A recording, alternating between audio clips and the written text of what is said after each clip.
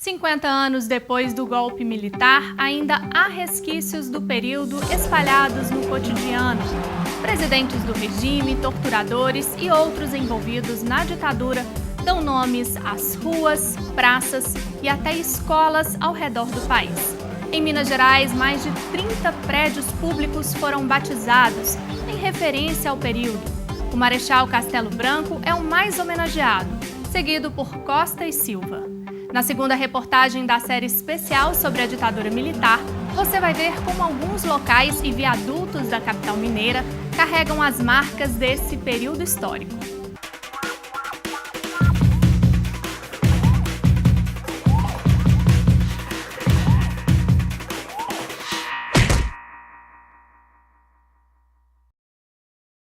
Desde a década de 70, para quem mora em Belo Horizonte, era comum atravessar o elevado Castelo Branco, que faz referência a um dos presidentes da ditadura militar e liga a região noroeste da cidade ao centro. Agora, um projeto da Assembleia Legislativa de Minas Gerais tornou possível que o local passe a se chamar Helena Greco, em homenagem à militante fundadora do movimento feminino pela anistia no estado.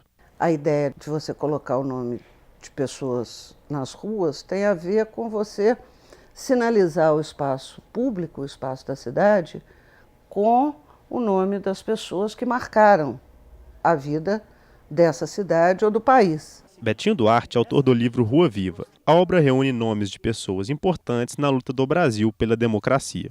Essas pessoas são os nossos heróis. Lutaram contra a ditadura militar, alguns sobreviveram. Nós somos sobreviventes da ditadura militar. Nós derrubamos a ditadura militar. Nós temos que resgatar esse passado homenageando essas pessoas que lutaram contra a ditadura militar. Muitos foram assassinados e outros estão desaparecidos. Mas essas homenagens, esses que são os verdadeiros heróis, não os torturadores e ditadores. Tortura é crime de lesa humanidade, imprescritível e inafiançável. Registros históricos indicam que Dami Trione, agente da Central de Inteligência Americana, a CIA, chegou ao Brasil em meados dos anos 60. Entre outras técnicas, ensinou como torturar prisioneiros do regime militar em Minas Gerais. Que eles queriam informações sobre outras pessoas que eles queriam prender também. Então eu passei por choque elétrico, pau de arara, afogamento e espancamento. Essa rua de Belo Horizonte, na região do Barreiro, levava o nome de Dami Trione, mas hoje se chama José Carlos da Mata Machado. Moro 10 anos aqui nessa rua e não sei nada quem foi esse José Carlos da Mata Machado. Essa rua, o primeiro nome era Rua Semig, devido a ser bairro das indústrias, tinha todos os nomes das grandes empresas da cidade industrial. Depois passou para Dami Trione, apareceu esse homem que a gente nem sabe quem foi, disse que era um nome do mal. Depois apareceu finalmente agora José Carlos da Mata Machado, que a gente sabe que foi uma pessoa boa, mas a gente também não tem assim história da vida dele não. Ele foi mais um dos brasileiros que batalharam pela redemocratização do país. Ao lado de outros 400 mortos e desaparecidos, nunca voltou para casa. Marília, irmã de Carlos e companheira de militância, ofereceu abrigo nos momentos em que ele ficou foragido. Ele entra em 64, foi justamente o ano do golpe, né? Ele entra e logo depois ele já era uma liderança estudantil. Ele hoje dá o nome ao DA, da Faculdade de Direito do UFMG. Ele levantava a bandeira, ele gritava abaixo a ditadura, né? Aqui no bairro das Indústrias, uma contradição histórica se estabelece. Deste lado, a rua leva o nome do ex-militante José Carlos da Mata Machado. E logo aqui, do outro lado, uma rua que leva o nome de quem instituiu o AI-5, presidente Costa e Silva. Depois do ato institucional, a política era de extermínio de toda a esquerda, principalmente das lideranças, e todos eles foram assassinados. E a grande maioria encontra-se desaparecidos. A Agência Nacional de Energia Elétrica autorizou o reajuste de 14,24% na tarifa energética da CEMIG. Para os empresários, a alta foi ainda maior, 15,78%. A companhia enviou um pedido de reajuste de quase 30%, mas ela não foi atendida pelo órgão regulador. Para entender um pouco mais sobre o reajuste, nós recebemos aqui no estúdio o gerente de tarifas da companhia, Ronaldo Xavier. Muito obrigada pela sua presença aqui no Revista. Eu que agradeço. Bom, inicialmente vocês fizeram uma solicitação à ANEEL no valor de quase 30%, esse reajuste. Como que vocês chegam a esse valor? Como que vocês calculam até chegar a esse número? Na verdade, essa diferença do valor que foi encaminhado para a CEMIG e para o agora aprovado, que é um reajuste total médio de 16,33, ele tem que ser diferenciado pelo seguinte. Primeiro, o pedido original ele é feito com 30 dias de antecedência. Durante esses 30 dias, muitas leis podem ser atualizadas e outros fatores são verificados versus o que a gente tinha antes como estimado. Como, por exemplo, o IGPM, que é usado no reajuste, a taxa de dólar, que é usada para a compra de energia de Itaipu, o mercado dessa distribuidora, que é usada no reajuste.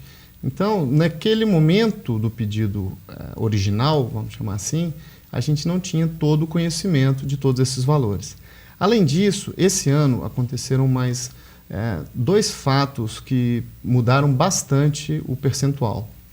O primeiro é um encargo chamado Conta de Desenvolvimento Energético, conhecido como CDL, está muito na mídia recentemente. Ele é usado basicamente para poder suprir subsídios que alguns consumidores que pagam menos para a concessionária não entrar em desequilíbrio econômico-financeiro, para poder conceder esses descontos para os consumidores subsidiados.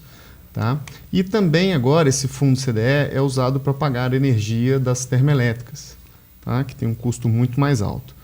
Esse custo estava previsto, a legislação em vigor há 30 dias atrás, quando do pleito, ele estava em 638 milhões para a CEMIG Distribuição, como um gasto para a CEMIG Distribuição.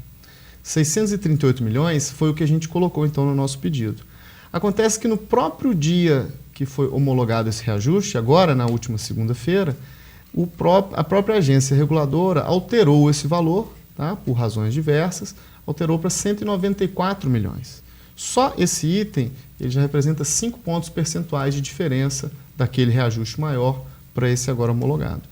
E o último ponto que a gente tem de divergência com a agência, que é natural em todos os processos, é que nós temos a nossa expectativa de compra de energia e a agência tem outra expectativa. Eles tendem a ter expectativas mais conservadoras dos preços para a compra de energia, para não repassar um valor muito alto para o consumidor de imediato, mas sendo mais alta ou mesmo sendo mais baixa, daqui a um ano, quando for fazer o próximo reajuste, isso é acertado e o consumidor fica realmente com o repasse de exatamente aquilo que era necessário.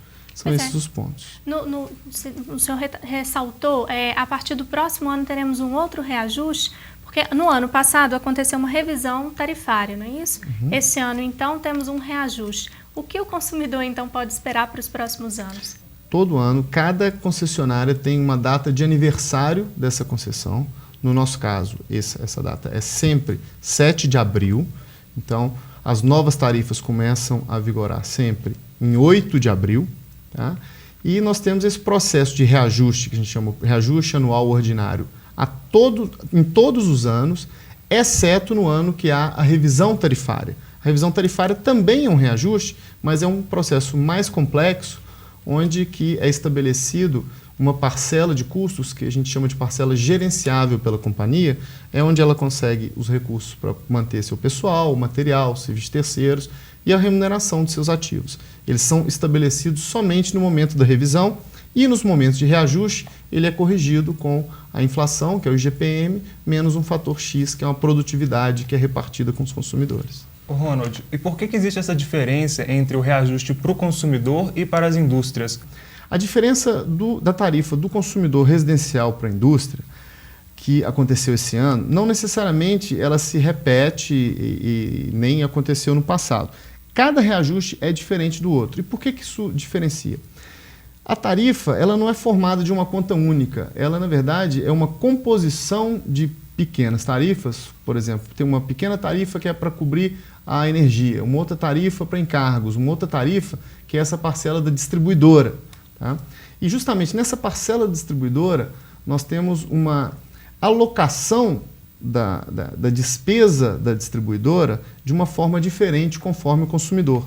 Basicamente por conta do uso que esse consumidor faz da rede de distribuição. Quanto mais baixa a tensão de atendimento, e os residenciais estão todos em baixa tensão, né, todo mundo é atendido em 127 volts, eles são os consumidores que mais usam a rede. Eles usam todas as tensões que estão superiores a esses 127. Tá? As indústrias não. A indústria pode estar sendo atendida em 13 mil volts, pode estar sendo atendida em 69 mil volts, pode estar sendo atendida até em 138 mil volts, que a gente chama de 138 kV. Então, esse consumidor que está numa tensão maior, ele usa menos a rede da concessionária. Tá? Então, essa parcela, que a gente chama de parcela da distribuidora, que hoje ela está em cerca de 25% da fatura do consumidor, ela tem uma correção diferente e vai ter um peso diferente em cada consumidor. Então, cada um sofre uma diferença aí no impacto quando tem um reajuste. Só para a gente finalizar, então, essa escassez da água está tornando a energia mais cara? Sim, sem dúvida. Esse é o ponto mais significativo deste reajuste. Todas as distribuidoras devem, todos os anos, declarar quanto elas têm necessidade de compra de energia para os próximos 5 anos. E aí o governo faz os leilões. E faz leilões de usinas hidráulicas e faz leilão de usinas térmicas. É necessário que se tenha os dois. Não basta ter só hidráulica pensando, a hidráulica é mais barata, vamos fazer só hidráulica. Se fosse assim, nesse momento agora que nós estamos com, né, essa condição hidrológica desfavorável, a gente teria muito problema de fornecimento de energia. E aí entram as térmicas.